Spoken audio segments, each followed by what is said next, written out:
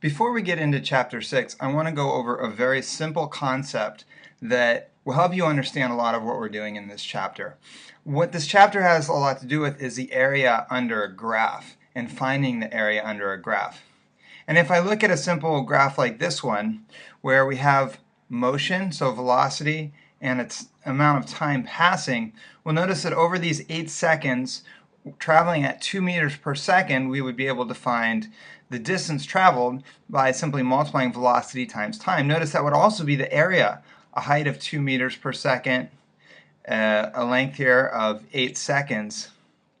And so if I multiply those two values together, thinking about meters per second multiplied by seconds, our units would cancel out, leaving us with 16 meters.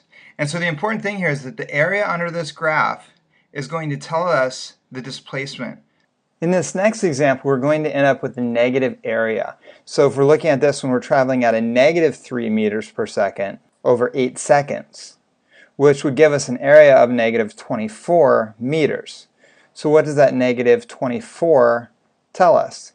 So if we're asked to find the distance traveled, we've gone 24 meters, okay? And we've got a direction here. And so what this negative area is telling us we have a displacement that's going in a negative direction. So I can have a negative answer for displacement because this will tell me maybe that I'm moving to the left or maybe moving down, depending on the context of the problem, how we define negative in this problem. But when we are asked about the distance traveled, how far we actually went, we traveled 24 meters. Remember that distance will always be a non-negative value. Displacement tells us how far we are from our starting point. Another thing will happen if we look at this problem here. On the top, if I find my area, I'm going to find that this is 5 meters traveled. That's the area in that one. And over in this part would give me negative 5 meters. I'm using the formula for a trapezoid there.